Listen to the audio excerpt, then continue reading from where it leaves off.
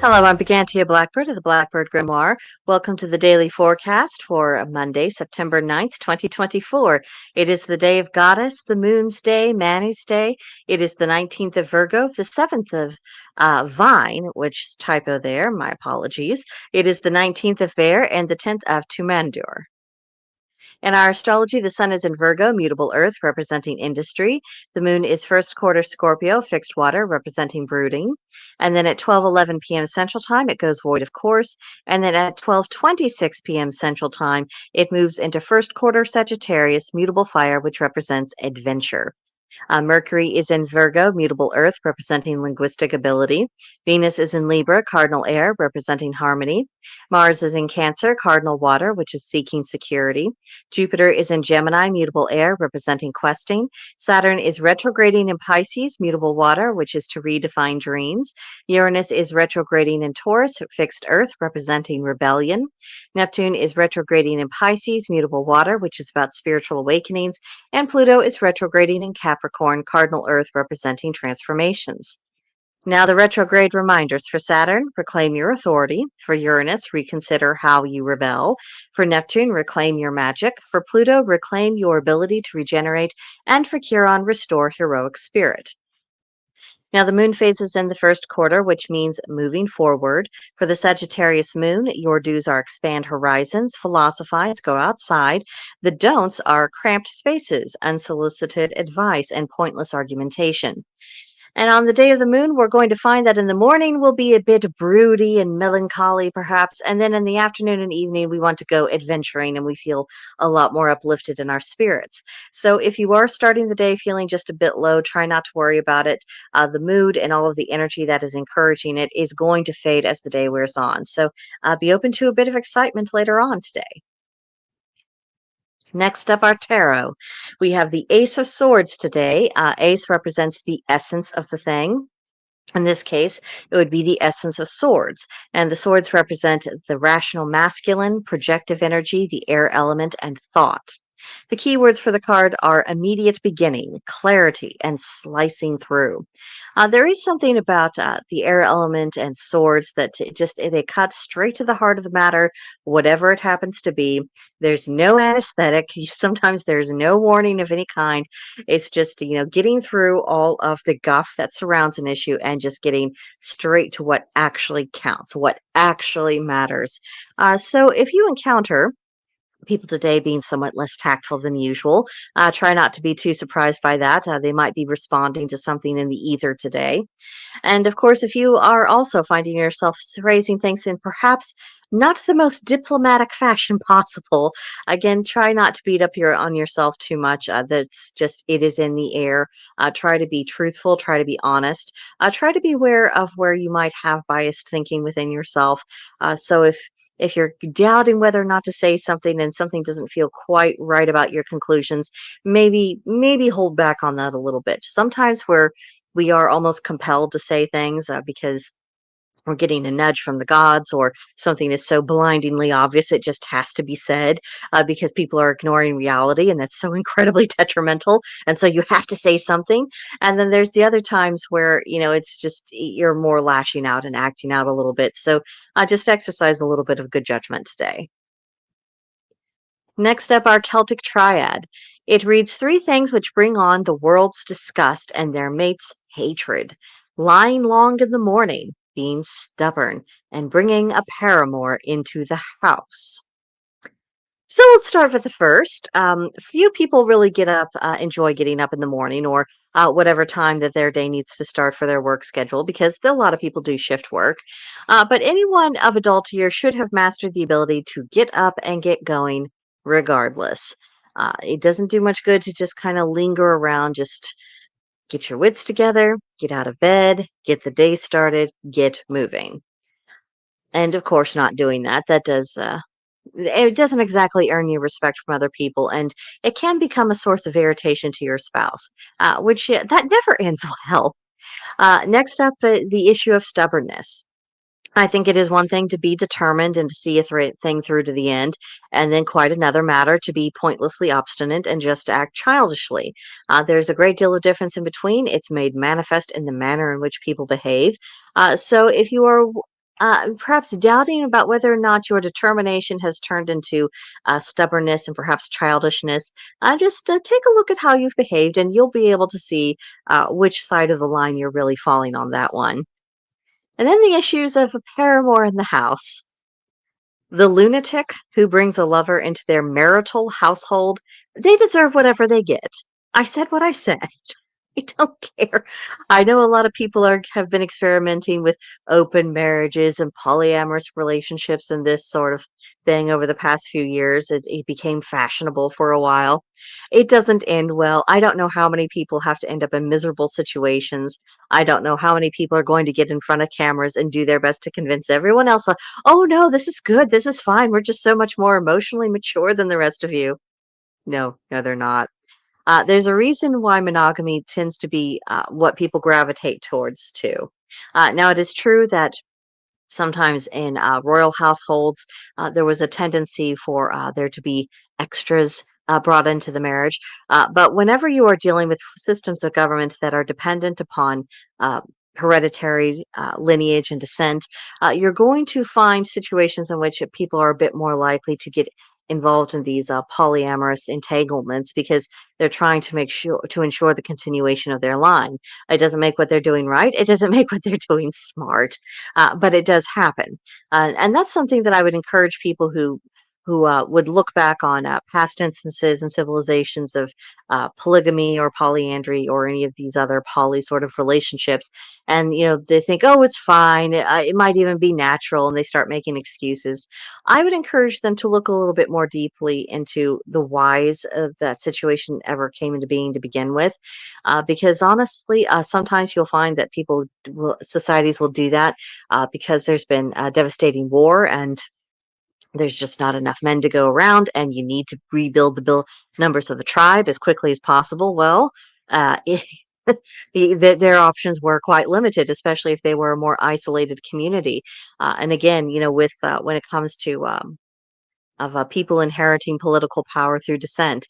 There have to be descendants in order to inherit, and if there aren't, or if there's any question as to their legitimacy or whether or not there's enough of them to go around, you start getting massive amounts of instability. So thinking about why these things took place instead of saying, "Oh, it took place, therefore it must be good or at least okay," I think a lot of people they would really benefit if they looked into the matter a little bit more deeply and ask themselves, why was this taking place, and not looking for an excuse to justify their desire to be unfaithful to their own spouses. So toss that out there. Not sorry. Don't care who it bothers. Moving on. Today's correspondences, magical correspondences, they are centered on the theme of spirituality. The color is white, the plant is the sunflower, the animal is the rooster, and the crystal is quartz. Um, we can tend our spiritualities the way that we would tend a garden. It just needs time, attention. Oftentimes, it's not, great, big, massive Herculean efforts. Often it's just, make sure you've pulled the weeds, make sure the plants are watered, take care of things, small, consistent efforts, and it builds up to a good result over time. It's the same with raising animals. They oftentimes, they're not, needing these big vet visits, or they're not needing some massive change to their diet or a brand new toy or whatever else. They're just needing ordinary time, care, and attention, and that's it, and then they will thrive. Sometimes I think some we might overcomplicate our spirituality, or people think, I really want to get back into this. I was slacking, and I really think I would feel better if I do this. Well, okay, but then they go into this headlong and this insane fashion. They're taking on too much. They're trying to do too much. They're looking into activities that aren't really providing them any kind of a spiritual benefit, but it looks good in the eyes of some other pagans. Learning to divorce yourself from that and realizing that, it's about how I live every single day. I can take in knowledge gradually, a piece at a time. I can actually digest the knowledge. I can think about what it actually means instead of what other people have declared that it means. And I can think about how it can be applied to my life, about what can I learn from it. Because not all lessons that we take from our mythologies are going to be really universal lessons. Sometimes it is really just quite personal. Sometimes it's, what is this story, or what is this deity saying to us here and now?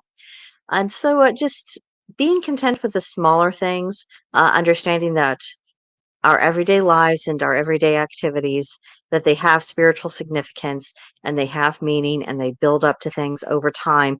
I think that can take some of the manic panic out of things, and I think it can help us also establish a more reasonable and sustainable spiritual routine.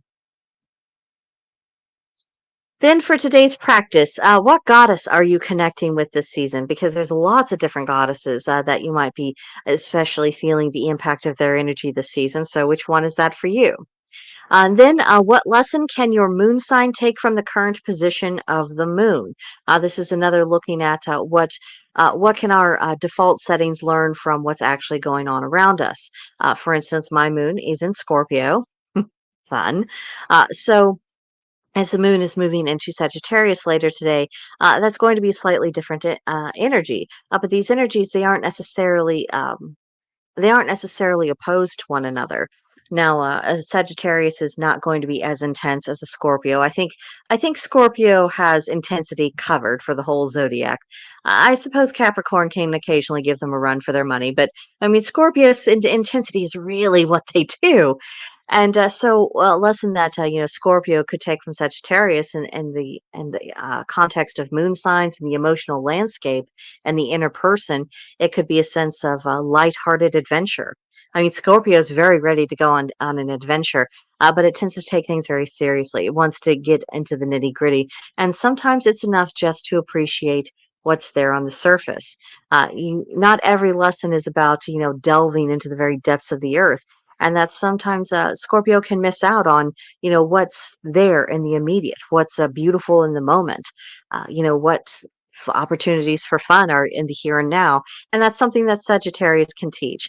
So just look at it from that perspective. Where's your moon sign? Um, what is your own emotional and inner landscape really like for you? And can the moon and either in Sagittarius, can it give you any hints or tips or tricks today? And then the sacral chakra, and this time of harvesting and drying, how are your creative facilities being impacted?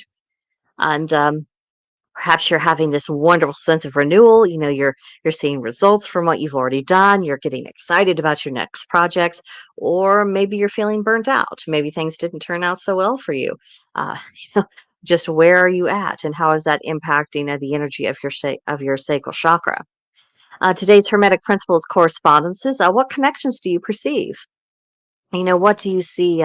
We're surrounded by symbols. So, what are these symbols telling you? Whether it could be the condition of the trees, whether or not the leaves are turning yet, what's going on with that.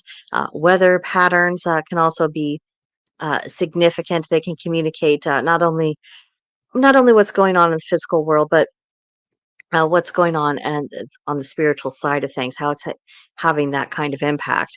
Just be creative. Look for things, see what you can find. And then today's Witch's Pyramid, we are looking at the West Wall. And the West Wall is linked with the water element and emotion. So, are you experiencing emotional changes this season? Are you experiencing emotional turbulence? Are you feeling very placid where your emotions are concerned? Where are you at? And of course, how is that impacting your practice? Now, today's journal prompt, how do you infuse a sense or a spirit of autumn into your bathroom? Now, I found a rather lovely picture. At least I think it's lovely. It's very simple. I think it's a very understated vision of autumn. You have the basket filled with the apples on the shelf, and then you have pumpkins scattered all around. You see this pretty shower curtain that has this kind of a orangey rose on it, and everything looks very cozy. We haven't, completely battened down the hatches in this particular picture yet, but things are getting cozy. Things are getting very comfortable. You feel that inward urge just to kick back in that bathtub and, have your book and just read and get lost for a little while. So everything about that bathroom, I think, is really exuding this spirit of autumn and getting a person into tune with the season. So how do you do that for your own? Now, a lot of us, we don't have bathrooms this charming. I know I don't, and it makes me very, very sad. You might be in the same boat as me, in which case, we can definitely cry over a cup of tea together anytime you like. But there are always things we can do to make things just a little bit better. Even if the only thing we can really do to make the bathroom better is just to do an extra scrub down cleaning on it, that is still an improvement over what was. And from there, maybe you spritz an autumn scented air freshener into the room, or maybe you have towels that, maybe you have a couple of orange, or maybe some really that dark saffron yellow towels, or maybe some red towels that just give you a sense of, okay, the season's changing up, the mood is changing, switching out your hand soaps. There's a lot of different things you can do, even if there's not anything you can do about the structure of the bathroom itself. And a lot of these things, they're not very expensive. I mean, we're either going to have to buy or make our hand soap anyway, so we might as well get one that's actually smelling pretty like the autumn. Now, obviously, if you're switching out towels, that does involve money, but there's still other things that are relatively inexpensive. I mean, maybe you have a place for a candle in the bathroom, and or some potpourri, or just 101 different things you can do just to give it a little bit more sense of the season. So, what do you do? And that is about all that I have for you today, gang. I hope you have a magical day. If you're interested, you're welcome to follow me on X at Blackbird's Brew. The Blackbird Grimoire channel appears on both YouTube and Rumble. And of course, you are welcome to join the Oak and Elder Witchery on Gilded. There's a link to that in the description box. But that does it for today, and I'll see you guys tomorrow. Bye for now.